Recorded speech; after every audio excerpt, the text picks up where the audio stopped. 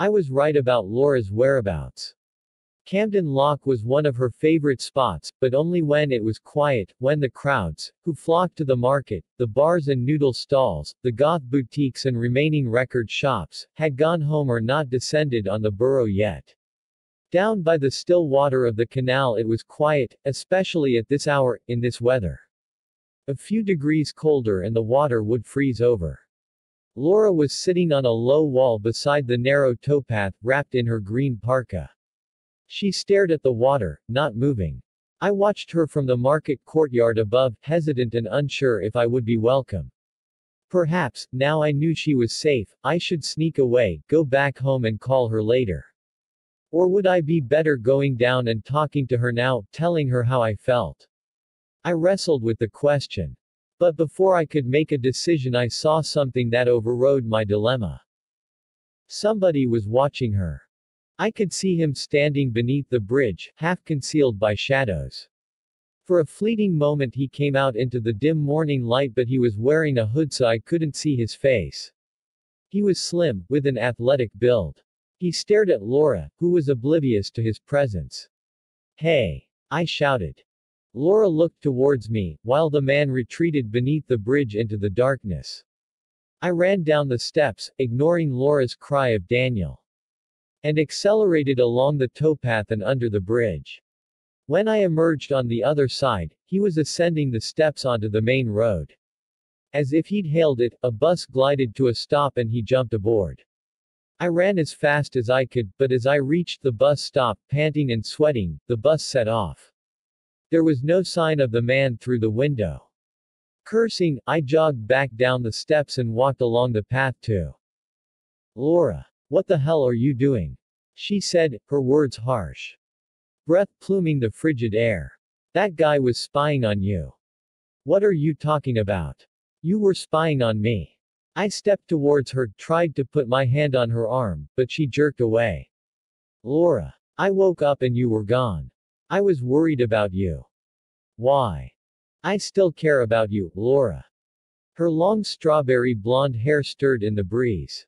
Her nose was pink from the cold and 2 more spots of color burned in her cheeks. She exhaled another cloud of ice. "Daniel. You need to stop this. Last night, we were drunk." She looked directly at me. "It didn't mean anything. You don't mean that." She wouldn't meet my eye. "I do." Before I could respond she turned away and marched up the steps. I ran after her. "Laura, for God's sake. This isn't you. Please, Daniel. Don't beg. It's not you." I wasn't going to beg. "For fuck's sake, why are you being so cold? That isn't you. Maybe this is what I'm like now. This is the new me." I shook my head. I refused to believe that. I could sense the market traders, who were setting up their stalls, watching us. I reached out to her and she shrank away. "You need to forget me. We shouldn't have slept together last night. It was a mistake. I know you must have seen it as a sign that we were going to get back together. But we can't be together anymore, Daniel. Ever. Nothing will change that. I'm moving away and you'll never see me again." She put her hand on my forearm. "You need to forget about me and move on." I opened my mouth to argue but thought better of it. She was right. I was coming close to begging, or at least verging on harassment. Her words hurt me but made me frustrated and angry too. The best thing I could do now was retreat, go home and give her the space she wanted.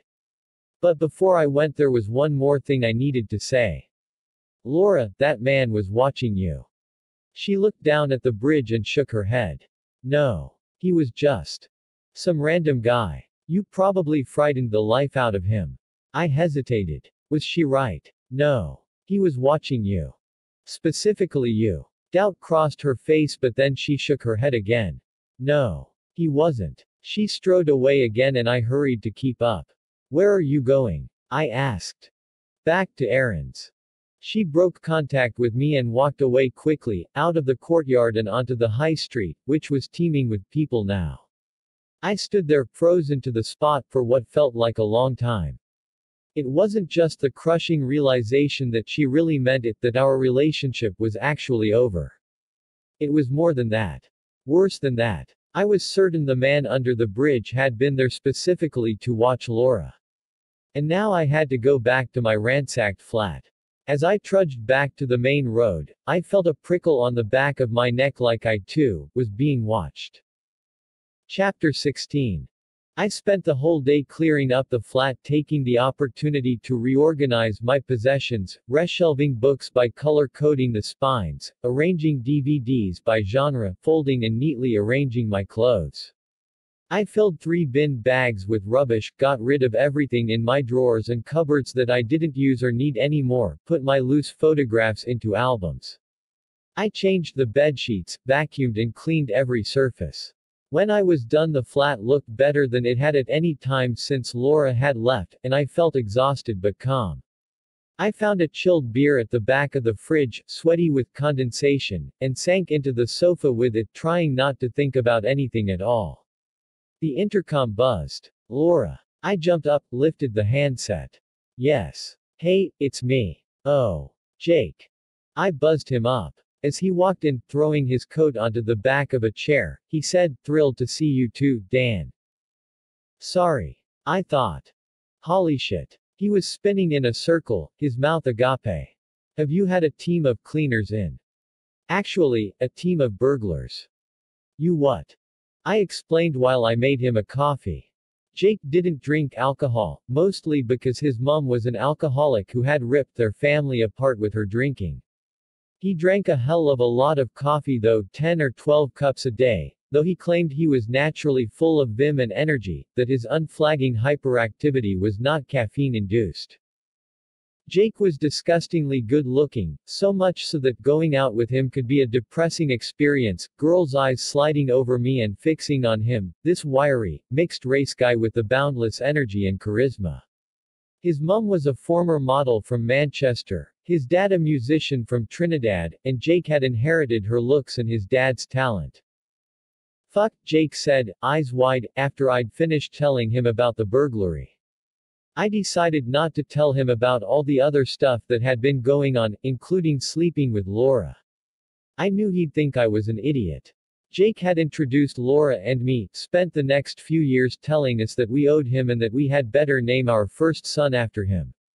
When Laura left, he had been shocked and disappointed, but although he wanted us to get back together, he had also taken on the role of cheerleader, telling me I needed to stop moping and start living again. So what's happening with you? I asked, finishing my beer. What do you mean? I told you about my gig tonight. We discussed it the other day. Don't tell me you've forgotten. Single quote. The truth was that I couldn't remember. I had the vaguest memory of having a conversation with Jake earlier in the week but had no recollection of what it was about. Anyway, you're coming. You can't sit around licking your wounds for the rest of your life. I'm worried about you, man. Where's the gig? I can't believe you've forgotten. Single quote. He told me again. It was a large pub near Euston. Going to be some A&R people there. This guy contacted me after checking out my YouTube channel and wants to see me live. I pictured myself in the crowd at the gig, all the people. And noise. I don't think. Don't say no, Dan. I don't want to sound like a ponce, but I could really do with your support. Come on, you really can't sit around here festering forever. Come out, have fun. There will be girls there and everything. Tell them you know me in. Single quote. He winked and made a click-click sound with his tongue. I sighed. Okay. I'll come. But I'm really not interested in meeting another woman. He grinned and raised his mug. Cheers. By the way, you really need to get some decent coffee. This stuff tastes like Nescafé. It is Nescafé. You know they murder babies. Don't you? I zoned out for a moment. Nestle, he prodded. They. Yes, I know. The baby milk thing. I got up and went over to the cupboard, retrieved the jar of coffee and dropped it in the bin. Happy now? He stared at me. You really do need to get out more, Dan. You look awful. And you're acting kinda crazy. Getting forgetful. Maybe I am, I said. Maybe you are what? Crazy. The pub was rammed, even though it was a frosty Thursday night in November. I sat with Jake in a tiny room behind the bar where he was getting ready, tuning his guitar and hyping himself up, getting into the zone. For years he had sung in a series of bands that had got nowhere, never quite being what record companies were looking for, frustratedly watching lesser rival bands get signed and, sometimes, have hits. There was a guy called Zach Love, not his real name, who had at one point been in a band with Jake. Zach had left the band to go on the X Factor, reaching the live finals and having a few big hits. Word was that he was on the verge of breaking America. Zach's success sent Jake into a tailspin of self-doubt and misery, but he had picked himself up and, propelled by rivalry with his former friend, started writing much better songs, working on his image and generally transforming himself. His YouTube channel had gained huge numbers of new subscriptions recently after one of his homemade videos went viral. As I left the backstage area, after giving him a good luck hug, I could feel it. He was on the verge of a breakthrough. As I pushed my way through the crowd, I overheard a pair of girls talking about Jake. Did you see the new video he posted yesterday? God, yeah. Those biceps. She groaned. Do you think he's got a girlfriend? No, Tara said he's single. But don't get your hopes up. He's mine. He's probably gay anyway. Single quote. I smiled as I passed them, tempted to give them some inside info. At the bar, I bought 2 bottles of beer so I wouldn't have to queue again for a while, and found a spot close to the stage, behind another group of excited young women. There were a lot of guys here too, but many of them appeared to have been dragged along by their girlfriends. I wondered if Jake would still talk to me if he became properly famous. Or if he'd trade me in for a new bunch of rockstar actor model mates. Then I'd be properly alone, with my girlfriend living in Australia and my best mate not wanting to know me. I sank my first beer, drowning the encroaching self-pity. A hush came over the crowd as the MC announced Jake, and then the girls in the crowd, and some of the guys, were whooping and grabbing each other as he came on with his guitar and, with a little smile, started to play. He was great. I'd heard tons of his songs over the years, as he encouraged me to listen to his demos and go to his gigs, but there was no doubt this latest crop was a league above his earlier efforts. Envy had worked. Barring a severe dose of bad luck, he was going to be a star. As he played, I noticed a young woman with blonde hair standing near me. She was wearing tight black jeans and a purple top, very little makeup. She was stunning. The second time I glanced at her, she smiled at me and, before I knew it, she was standing beside me. I love this guy, she said, her lips close to my ear, though the music wasn't so loud that we couldn't have a conversation. She had an Eastern European accent. I was immediately reminded of Alina and shuddered. Are you okay? The blonde woman said. You look like you saw a ghost. I wanted to get away, but the crowd around us was too dense. I was temporarily trapped. I made a conscious decision to relax. This woman was gorgeous, and maybe I needed to heed Jake's advice, stop being such a recluse. I was about to tell her that Jake was my best mate but changed my mind. I could see how the conversation would go. She would be surprised, and I would try to impress her, but all she would want to know was if I could introduce her to Jake. Was this the way my life would go now? I would be known as Jake's friend, a way to meet the big rock star. He's great, I said. I love this song. She stuck out her hand. I'm Camellia. Daniel. Where are you from? She grinned and said, Belsize Park. I like your name, Daniel. Makes me think of someone escaping the lion's den. Yeah, that's my job. I'm a lion tamer. I ran away to join the circus when I was 10 and I've got 2 pet lions in my shed. She smiled generously and laid her hand on my arm. I swallowed. So where are you from really? Romania. But don't worry, I'm not a vampire. Oh. She tilted her head. You want me to be a vampire? No. Sorry, I was just. It doesn't matter. I paused. Her being from Romania had flustered me. It was stupid. London was full of people of every nationality and Romania was part of the European Union, so its citizens could come work here whenever they liked. I could hardly go into a meltdown every time I met someone from the country where my life had changed. Your English is excellent. Oh, sorry. Did that sound condescending? No, it was a compliment. So thank you. I've lived here for ages. Aw. I love this one. She turned towards the stage, nodded her head and swayed her hips to the music. Her eyes were half closed, a little smile on her pretty face. I noticed other men in the crowd watching her greedily and felt strangely protective towards her, and flattered that she had chosen to talk to me. I lifted my beer to my lips and found that the bottle was empty. Do you want a drink, Camellia? Sure. I'll have what you're having. I struggled through the crowd to the bar, Jake's voice loud in my ears, a small pocket of the audience singing along. My blood was thrumming. After a long wait, I bought our drinks and headed back to where Camellia had been standing. She wasn't there. I looked around, craning my neck, but there was no sign of her. Great. I told myself it was stupid to feel so disappointed, but I couldn't help it. There was something about her, not just her looks, but her playful tone, the energy she gave off. Oh God. Laura. I was hit by a wave of guilt, but then remembered how Laura had been that morning, the tone of her voice as she told me it was over.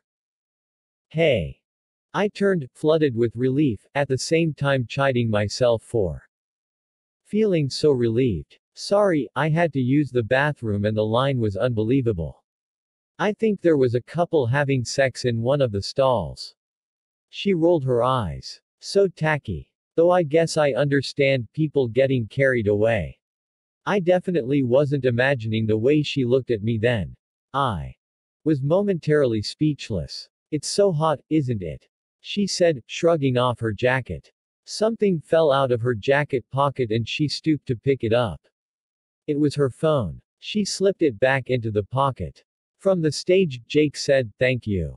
See you soon. I'd better get backstage, I said. You know him? Damn. Yes. We're old friends.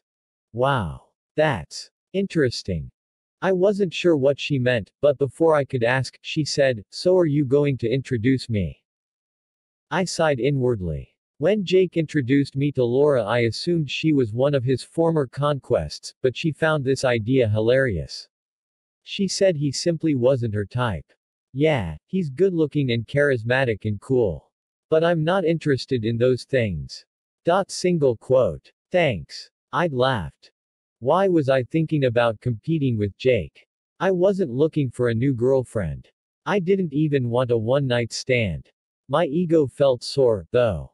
Camellia had lifted my spirits, and now she was about to shift her attention to my best friend. Come on then, I said, and she followed me behind the bar and through to the back room where Jake sat, sweating and smiling, the guitar propped against the wall. His manager, Robin, was in the room, talking about how he'd been standing with the A&R guy, who'd been creaming his pants. That was fantastic, I enthused. After lavishing him with praise, I gestured towards my companion, whom Jake had been watching since we'd entered the room, and said, this is Camellia. You were pretty good, she said in a cool, disinterested voice. Then she turned to me. Thanks for introducing us, Daniel. Can we go now, though, do you think? Once again I was speechless as she took my hand and pulled me through the door.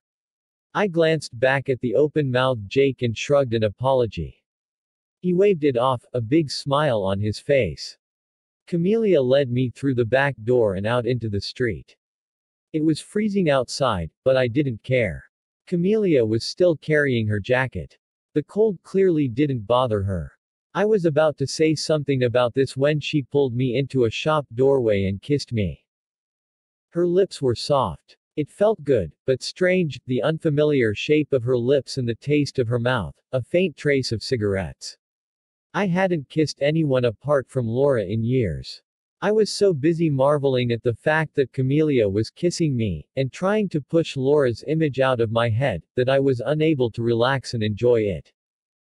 I broke away. She stared at me, confused, then moved her lips. back towards mine. I turned my face away. I'm sorry. What's the matter? She looked hurt, pissed off.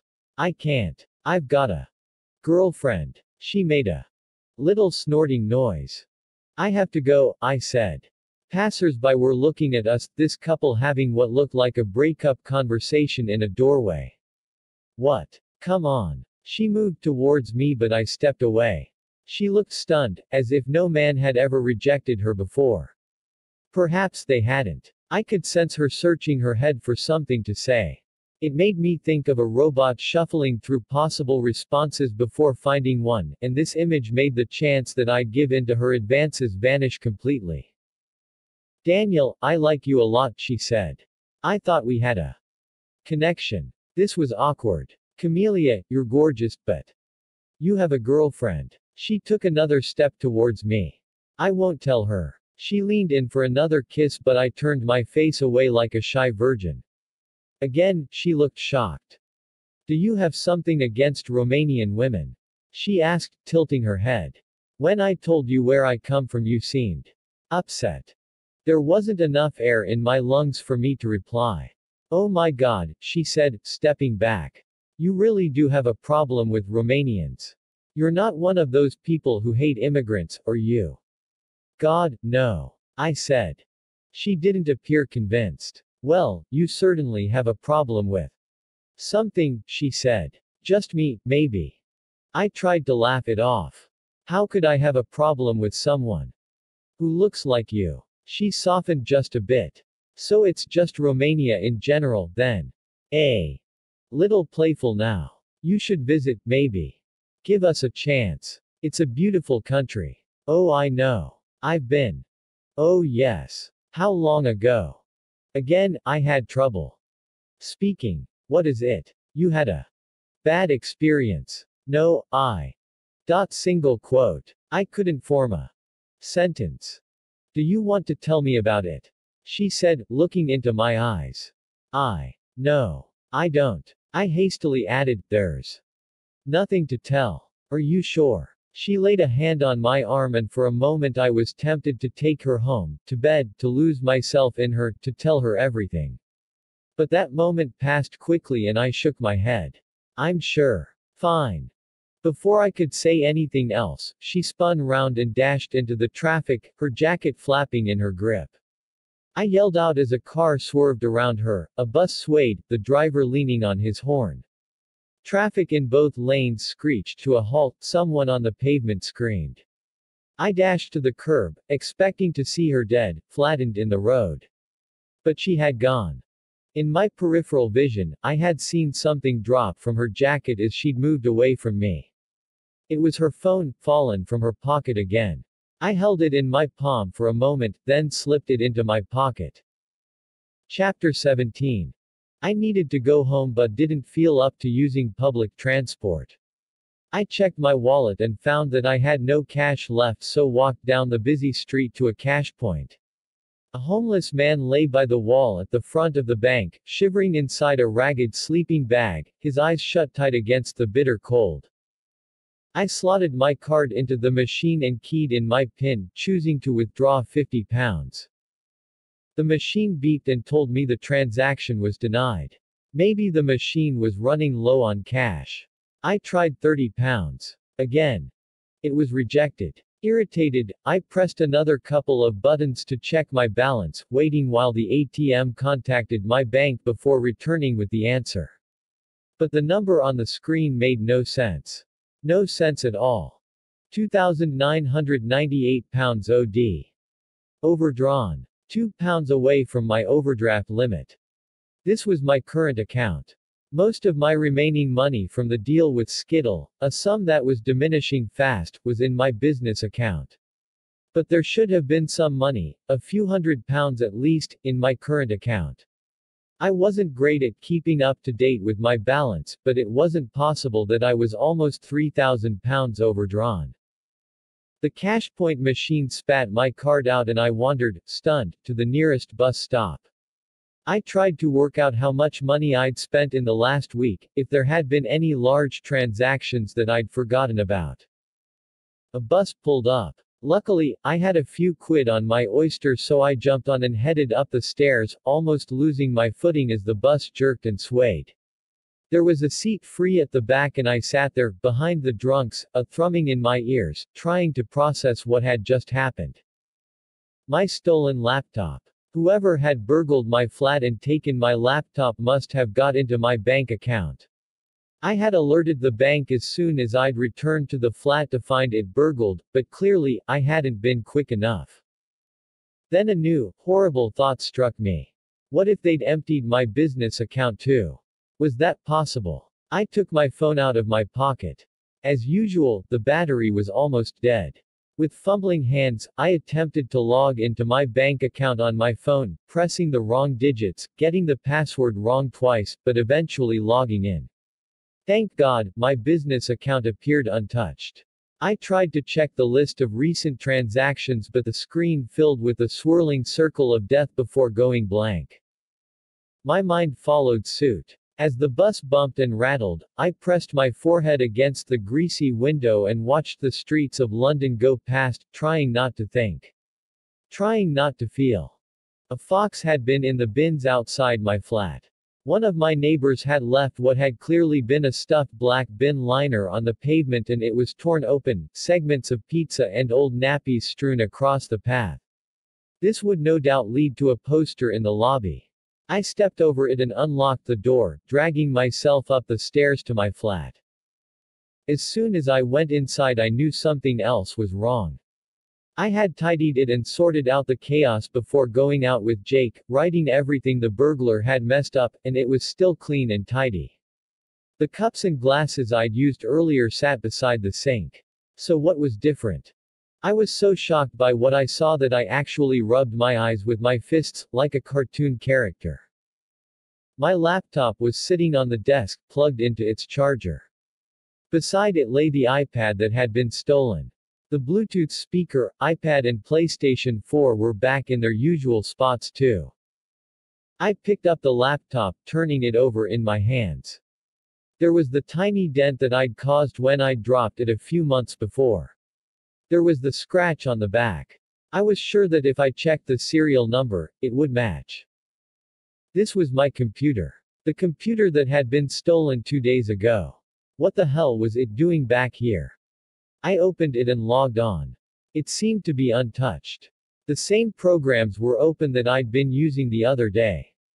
I had a habit of leaving my computer switched on all the time, having heard that Macs prefer to stay awake, with whatever programs or documents I'm using remaining open.